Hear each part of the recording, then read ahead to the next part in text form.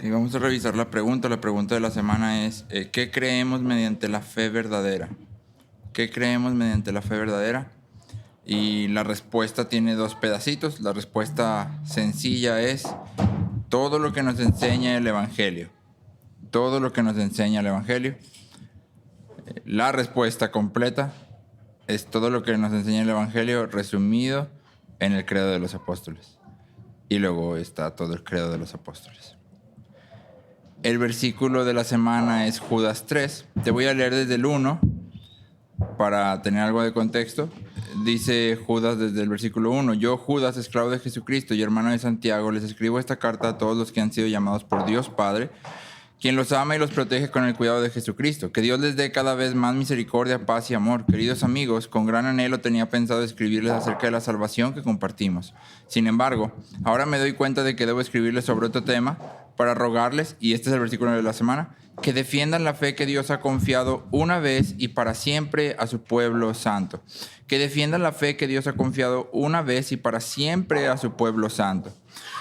Entonces, en esta pregunta vamos a estar abordando el credo de los apóstoles y voy a tomar 2 días para tratar de explicar esto. Es decir, este primer día lo que vamos a hacer es ver algo del material, voy a decir, detrás de bambalinas. Es decir, esto no se lo vamos a enseñar a los niños, pero es importante que lo sepamos por si hay alguna pregunta.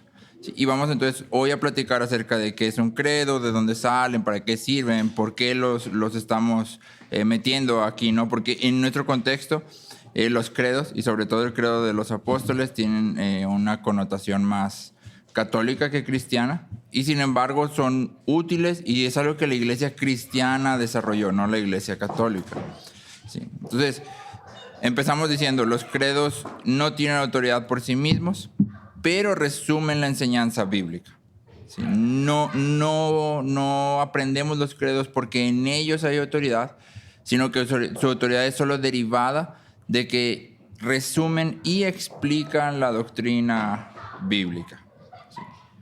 Entonces, aquí hay 4 razones sencillitas por las cuales tú y yo deberíamos de aprender, resumir, usar, memorizar los credos. ¿Sí? Número 1, los credos están en la Biblia. Los credos están en la Biblia. Aunque los credos, como el credo de los apóstoles o el niceno-constantinopolitano, fueron escritos muchos años después del último libro de la Biblia, hay muchos modelos para esto dentro de la Biblia. Por ejemplo, la Shema en Deuteronomio 6, ¿sí? Es un tipo de credo. Resume todo lo que, la idea central de quién es Dios. Oye, Israel, tu Dios uno es. Y luego empieza a hablar de qué significa esto. En Filipenses 2, por ejemplo, leemos, esto es del versículo 5 al 11. Haya pues en ustedes esta actitud que hubo también en Cristo Jesús, el cual, aunque existía en forma de Dios, no consideró el ser igual a Dios como algo a que aferrarse, sino que se despojó a sí mismo tomando forma de siervo. Y bueno, conocemos el resto, ¿no? Y este es un resumen de doctrina cristiana, que por la forma en que está escrito, muchos estudiosos creen que en realidad Pablo está tomando de algo como un himno probablemente y lo está adaptando.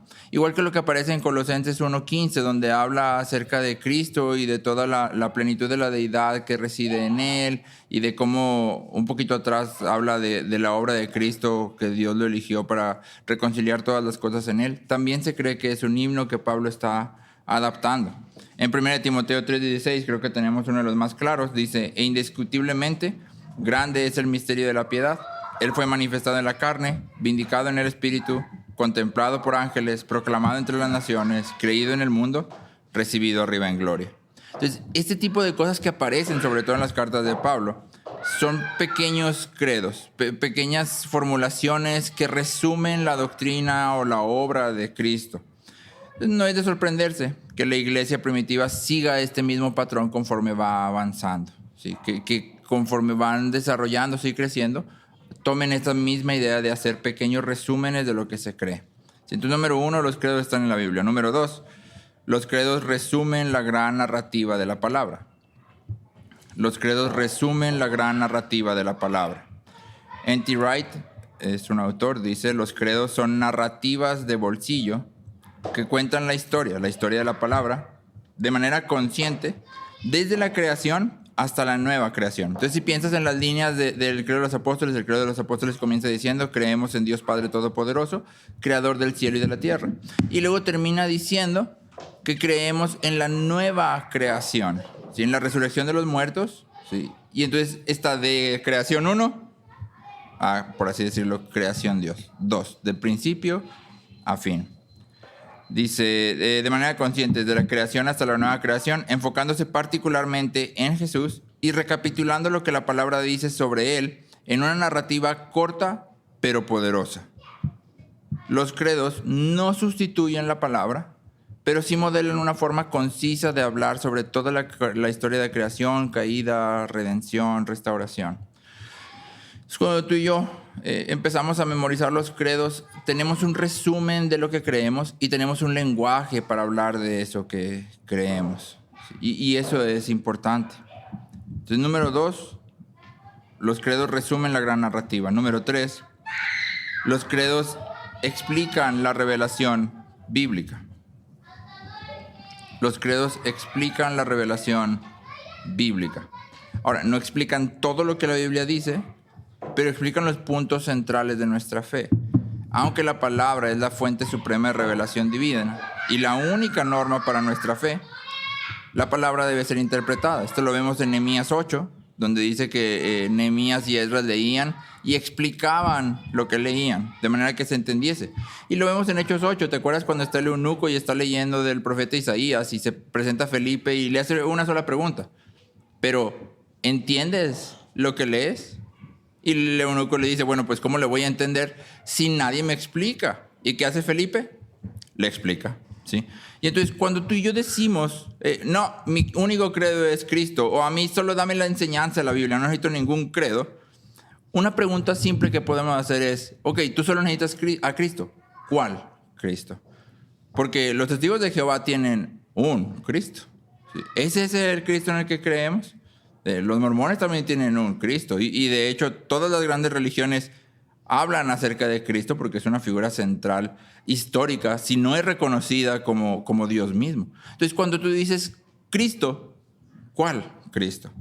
Ahora cuando la persona dice, no, es que yo cuando digo Cristo me estoy refiriendo a Jesús de Nazaret, el Hijo de Dios, que es parte de la Trinidad, que murió en la cruz por los pecados del mundo, ya nos estamos metiendo entonces en el terreno de una confesión, de un credo, ¿sí? Entonces, aunque decimos, yo lo único que necesito es la Biblia, pensamos de manera confesional, o hay un credo en el fondo de nuestra cabeza, aunque no lo expresemos.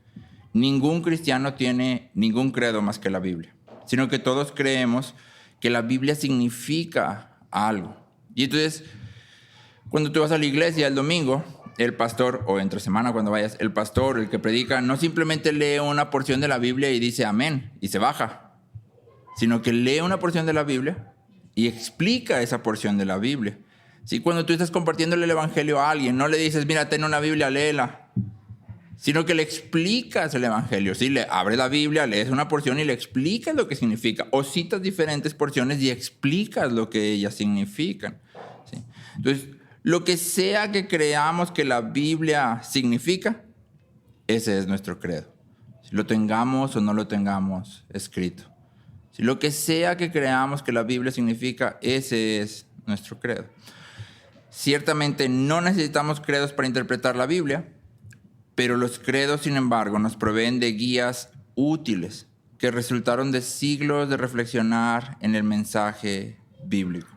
Los credos funcionan como muros de contención, como una luz en el camino de personas mucho más entendidas que nosotros, que dedicaron sus vidas completas a meditar en esto. Y eso nos lleva al cuarto punto. Los credos delimitan lo que creemos y conforman nuestra identidad. Los credos delimitan lo que creemos y conforman nuestra identidad. Cada vez que reflexionamos en el credo, dice un autor, nos adentramos más en su historia y su historia se adentra en nosotros. Estamos haciendo más que simplemente pronunciar meros hechos. Estamos respondiendo a lo que Dios ha hecho. Y al decir, esta fe es mía, esta es mi historia. No solo estamos diciendo eso, sino también estamos diciendo, pero no solo es mía. Por eso en los credos hablamos en plural. creemos en Dios Padre Todopoderoso. Es la misma fe confesada por reyes y plebeyos, por madres y padres, por hermanos y hermanas, por ricos y pobres. Cuando recitamos el credo nos unimos a millones de cristianos en miles de lenguajes, en cientos de países, junto con un sinnúmero de otros fieles creyentes que han vivido antes, haciendo eco de la verdadera historia del cosmos. Entonces los credos traspasan las barreras denominacionales. Aquí vale la pena decir, no todas las iglesias que usan los credos son cristianas, pero todas las iglesias cristianas, aun si no las usan, afirman las verdades del credo apostólico, ¿sí? Aun si no lo usan. Y entonces el credo es una forma sencilla en que tú y yo recordamos que no somos la única iglesia, no somos la primera iglesia, no somos la última iglesia. Hemos sido unidos a la historia de lo que Dios ha estado haciendo a través de la historia del mundo. Y los credos nacen porque en el periodo post-apostólico, cuando los apóstoles mueren, la necesidad de formular de manera clara y concisa la fe se presenta muy pronto debido al rápido crecimiento de la iglesia. Sí, y cuando tú y yo regresamos a la historia de la iglesia, te encuentras muy rápido con personas como Marcion, que hablaba acerca de un Dios distinto para el antiguo y para el nuevo, y la iglesia tiene que responder a estas afirmaciones porque hay gente que corre con él. ¿Sí? Encontramos a las hijas de Felipe, que no recuerdo el nombre de la persona, él decía que estas dos muchachas recibían revelación nueva de Dios y que todo lo que ellas decían tenía que ser escrito y puesto en la Biblia cristiana porque era una revelación nueva que Dios estaba haciendo. ¿Qué hace la iglesia? Responde. Y tiene que responder de una manera que toda la iglesia en toda el área pueda estar atenta. ¿Cómo lo hace? Con un credo. ¿Sí? Resume en un credo y hace circular ese credo. O sea, si tú llegas a escuchar esta enseñanza, tienes que saber que como iglesia cristiana, nosotros no podemos afirmar eso. ¿Sí? Y difunde este mensaje en forma de un credo. Específicamente el credo de los apóstoles se cree que evoluciona como una especie de confesión bautismal. Es decir, los nuevos creyentes venían, eran enseñados y luego cuando ya estaban listos para ser bautizados, justo antes de sumergirse en el agua, lo que hacían era recitar el credo. Porque era un resumen de lo que como cristianos creían, lo que tú y yo creemos. Y entonces rechazar las verdades del credo, y ojo con la formulación, rechazar las verdades del credo es salir de la fe cristiana. ¿Sí? Puedes rechazar el uso del credo y se entiende en nuestra cultura y no pasa nada, pero rechazar las verdades que están puestas en el credo es salir de la iglesia cristiana. Entonces los credos son útiles, debemos de trabajar en quitar nuestra percepción de que es algo que la Iglesia Católica hizo. No lo hizo la Iglesia Católica, pero es importante siempre tener claro en mente los credos tienen una autoridad derivada. Tienen autoridad siempre y cuando expongan de manera verdadera y fiel la doctrina bíblica. Nada más.